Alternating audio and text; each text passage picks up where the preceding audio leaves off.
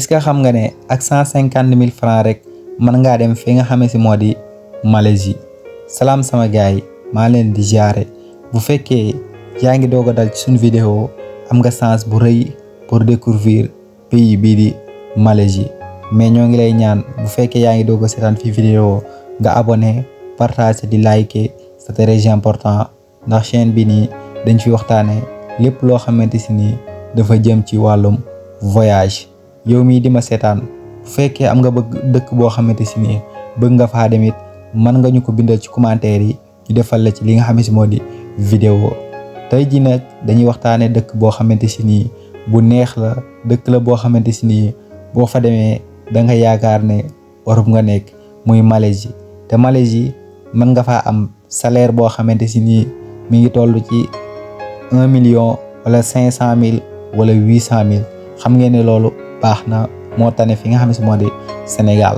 mais sama gars yi déedéet bul dégg lool rek daal di dem bëgg a dem fi nga xam si bu dagg sa billet wut li nga xam si moo di réservation hôtel daal di dem fi nga xam si moo di Malaisie. am na 5 critères yoo xamante si nii da nga kaa war a respecter yow citoyen Sénégal bi nga xamante si nii dafa bëgg a dem fi nga xam si moo di Malaisie.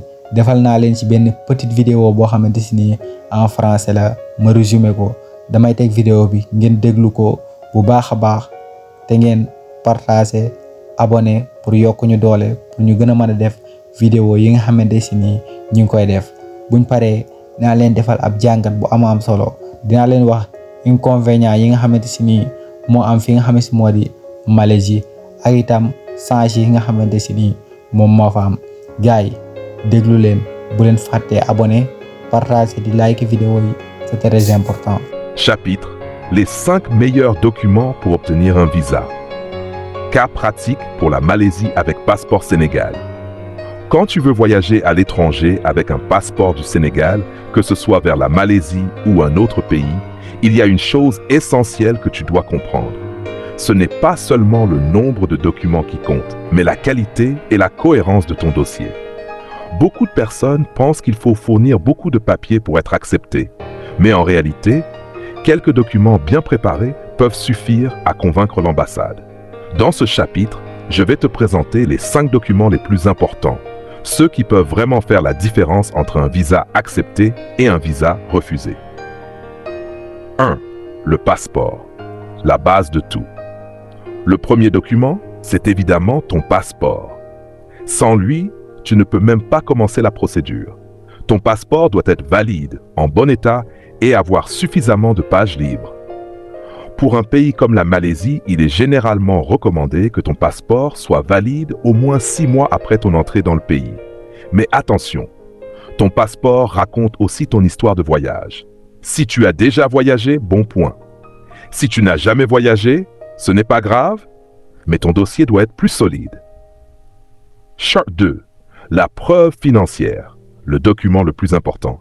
C'est souvent le document numéro 1 que les ambassades regardent.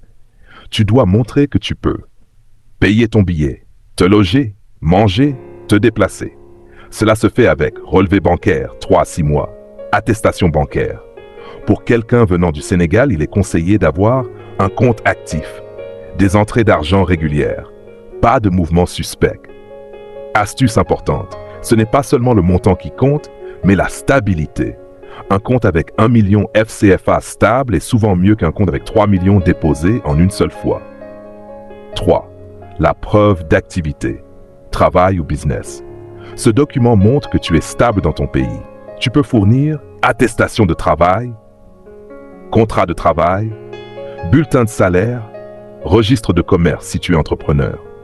Pourquoi c'est important? Parce que l'ambassade veut être sûre que tu vas revenir au Sénégal après ton voyage. Si tu n'as pas de travail officiel, tu peux montrer ton business, montrer tes activités, expliquer ta situation clairement. 4. La lettre de motivation, ton argument principal. C'est le document où tu parles directement à l'ambassade. Dans cette lettre, tu dois expliquer pourquoi tu veux aller en Malaisie, combien de temps tu restes, ce que tu vas faire, pourquoi tu vas revenir. Exemple simple. Je souhaite visiter Kuala Lumpur pendant 7 jours pour découvrir la culture et revenir au Sénégal, reprendre mon travail. Conseil, sois simple, sois honnête, sois clair. 5. Les réservations, preuve de ton plan de voyage. Ce document montre que ton voyage est organisé. Tu dois fournir réservation d'hôtel ou logement, réservation de billets d'avion. Cela prouve que tu sais où tu vas. Ton voyage est planifié. Tu es sérieux. Astuce, tu peux faire des réservations sans payer totalement. Réservation annulable. Conclusion du chapitre. Si tu dois retenir une seule chose, c'est celle-ci. Un visa ne dépend pas seulement de ton argent, il dépend de la confiance que ton dossier inspire. Avec ces 5 documents, passeport, preuve financière, travail, lettres, réservation, tu peux construire un dossier solide même avec un passeport du Sénégal. Message fort pour ta vidéo. Même si tu es débutant en voyage, même si ton salaire est moyen, tu peux obtenir un visa si ton dossier est bien préparé. ma wax la Malaisie yan inconvénient la am ba digaluma la pour nga dem fi nga xamé ci modi Malaisie dafa bari li nga xamé ci modi ay arnaqueur. Exemple tay Malaisie asiatique yi ñom ñofa gëna bari ak yenn réew Afrique muy fu ci melni Cameroun ndax Malaisie ñom ni ñi doxale li nga xamé ci modi seeni liggéey mom mo xawa doy war. Exemple tay dama la koy jox exemple bu xawa terre à terre pour nga comprendre ko entre un Sénégalais comme man.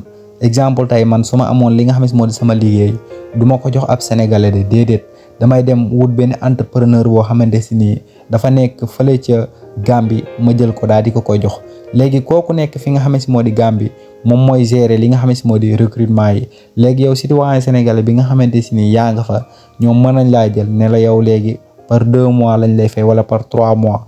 Mën nañ la fay premier mois bi, deuxième bi, mais troisième mois bi duñ la ko fay dañuy daw ak sa xaalis ndax ñooñu noonu tooguñu fenn. Quatrième bi nga xamante ci ni ñu bari dañ ko fay jankonteel mooy ñi nga xamante ci ay citoyen sénégalais lañ buñ fa xësee ba dem ba am fa li nga xamante modi 2 mois dëkk ba dang koy génn par force dang ka wara génn benen bis bo fa nek rek dang koy fay. Kon xam ngeen ne loolu dafa metti trop te coût de vie ba dafa metti muy walum dundu ga dafa cher ñom niñ amé xaalis non la seen dundu gi cher. Kon yow citoyen Sénégal bi ma ngi lay digal ne fi nga xamante modi Malaisie donte ne dëkk la bo xamante ci ni bu neex la dëkk la bo xamante ci ni bu am xaalis la mais yow mi nga xamante ci ni da nga bëgg tukki tekki ngir tere say waajur digaluma la pour nga dem fi nga xamante modi Malaisie. Amna yeneen dëkk yoo xamante ci ni yu neex la gëna gaaw amé li nga xamante modi xaalis den ci def li nga xamante modi ay vidéo ñok lay ñaan rek nga abonné taaxeeru inshallah rabbi dañ leen découvrir ay pays yoo xamante ci ni yu neex a dem la ay pays yoo xamante ci ni yu am xaalis la. maa ngi lay ñaan rek nga abonné partager liker c'est très important. jaa ngeen jëf ba suñ beneen vidéo inshallah.